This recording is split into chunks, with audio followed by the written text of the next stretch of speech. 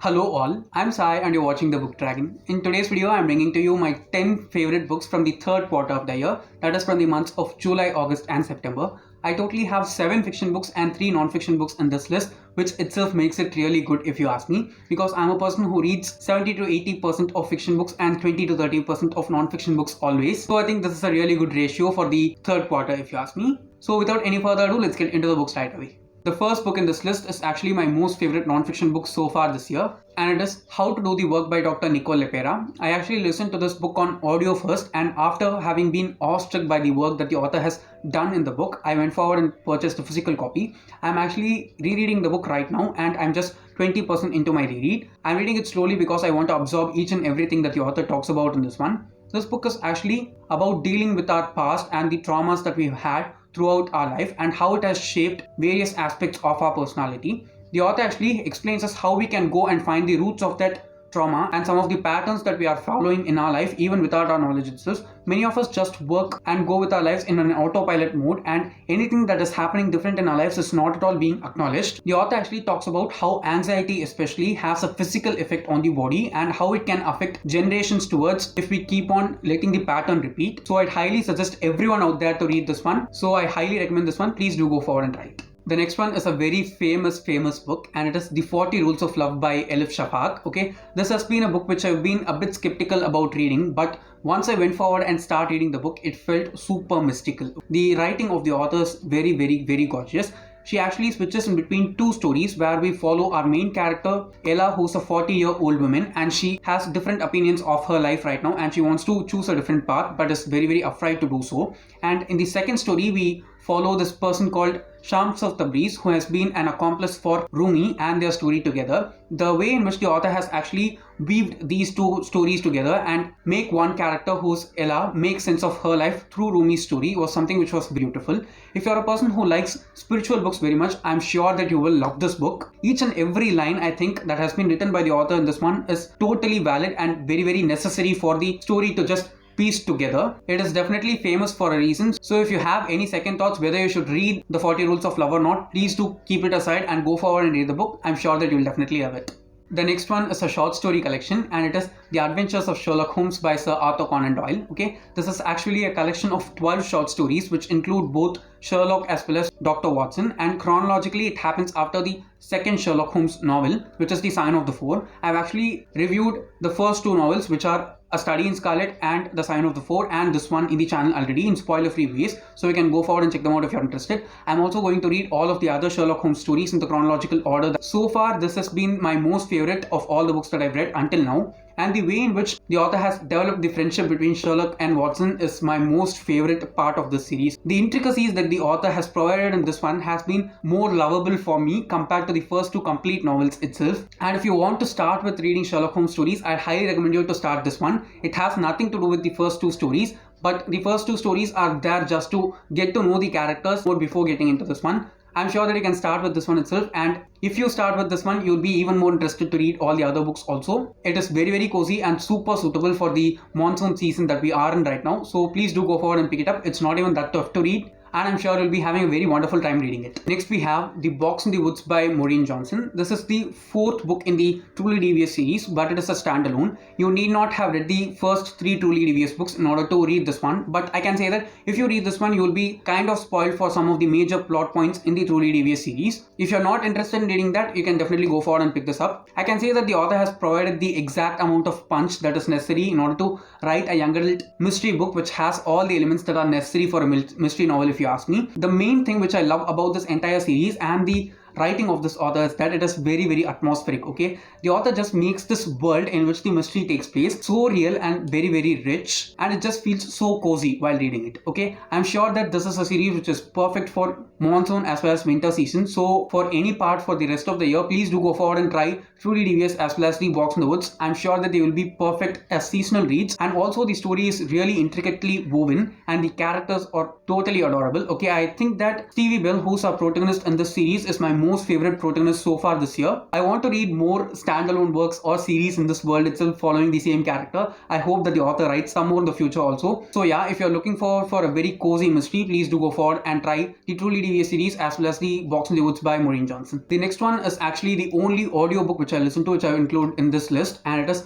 Always and Forever Lara Jean by Jenny Han. This is the last and final book in the Lara Jean trilogy. I can say that this is a trilogy which is like quality YA, okay? It is very rich and lush in every aspect possible. The best part about the series, which I just loved throughout, was the way in which Lara Jean actually sees the world, okay? If you see the world through Lara Jean's eyes, it is very colorful and it is a very bright and vibrant place to live in. Not at all a sad place at all, even though you are sad at times. She is a bit annoying at times because we get the whole story only from her point of view. But it is very genuine if you ask me. She just feels like an actual real person rather than just a young adult character. I have not watched any of the 3 movies so far, but I'm very much interested in watching them because I just totally enjoyed reading these books. These are quality YA, and of the 3 books, I can say that the last one was my most favorite because the way in which the author actually wrapped up the relationship, which were romantic as well as familial, was really good, and the friendship in this one was very original if you ask me. So if you're looking forward to try something which is very quality YA, please do go forward and try the Lara Jean trilogy by Jenny Han. Next we have Skin Rules by Dr. Jayashree Sharad. Now this is also one of the best non-fiction books that I've read so far this year. I can say that this book was very relatable for me because I have some skin problems which I deal with on a daily basis, and it makes me feel uncomfortable of my skin almost each and every time. Even when I'm sitting in front of the camera and filming the videos, I can just see all the pimples on my face. I know that people don't care about it, but I'm the person who sees it and I'm the person who has to deal with it day in and day out. I'm sure that there are many other people like me also out there. So I think that this book will be something which will be very useful for them because it was very useful for me. I have understood some of the basic problems that my skin deals with and how I can tackle them by including some practices in my daily life. After reading this one, I've actually developed a small skincare routine that I do for myself every day after showering in the morning and before I get to bed in the night. I've actually reviewed the book also. If I have reviews for any of the other books that I've talked about in this video, all of them will be there in the description. You can go and check them out if you're interested. I forgot to say guys, the second half of this video is totally comprised of books that I read in September alone because it was an amazing reading month for me. The next book in this list is Firefly Lane by Kristin Hannah. This also has a Netflix adaptation which you can watch after reading this book. I think this is actually the beginning of a series, but it is a book which reads like a standalone also. I am not interested in following on with the series because I like the way in which the author actually ended this book. It was very emotional, okay. I'm sure that this is one book which will make you laugh and cry at the same time and feel a lot more emotions within yourself. It is a story about 2 women who met while they were 16 in 1974 named Kate and Tully, and the development of their friendship across 3 decades. The story starts in 1974 and ends almost in the early 2000s. So we have this entire huge arch of 30 years during which both these women have several ups and downs in their friendship. The best thing about this book, which I loved a lot, was that both these characters were clearly described for us by the author, and they are totally polar opposites of each other, which makes them the best of friends. The friendship between them is also very original, and it feels real rather than just being fictional because they deal with every aspect that any other friendship in the world also deals with. And I think that's if you're a person who wants to read a book about really good friendship, please do go forward and try this. I'm sure that you will definitely not be disappointed. The next book is The Psychology of Money by Morgan Housel. This is a personal finance book in which the author actually takes a psychological approach towards understanding money and wealth as concepts in our life. Okay, the main thing which I liked about this book is that the author focuses more on the emotions which play a lot more role in our expenses as well as our savings, which actually determine the value of our wealth and richness in life, and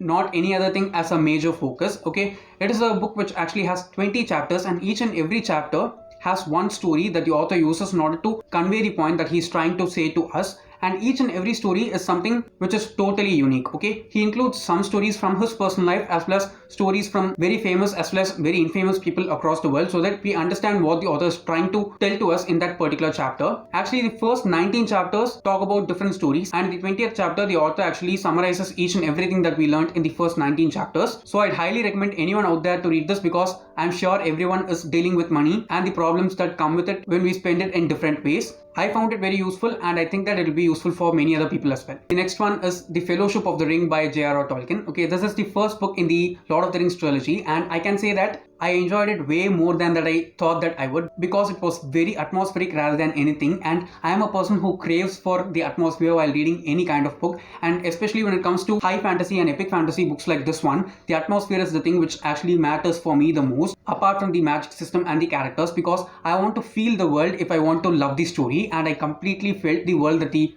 author has written here. Okay, each and every time the author actually described a scenery, it felt like I was in that place along with the characters and experiencing everything that was going on in that particular instant. Okay, I think that this will be very suitable for the winter season, especially because it is totally atmospheric in that way, and the various races of creatures that the author includes in this one are also very unique, and the history that he gives to each and every race is also really interesting to read about. I'm very excited to continue on with the series. I'm actually currently reading the second book, and I'm sure that I will be finishing it in October itself. It is tough and slow to get through, but I'm definitely sure that it is totally worth it. The last and final favorite from the third quarter is definitely the most heartwarming book which I've read so far this year, and it is Anxious People by Fredrik Backman. Okay, I actually read A Man Called Ova in the second quarter, and it was one of my most favorites from that quarter, and I can say that this one was the book which I loved a lot more compared to A Man Called Ova, because we deal with a lot more characters in this one compared to A Man Called Ova. We actually focus just on that 59-year-old man named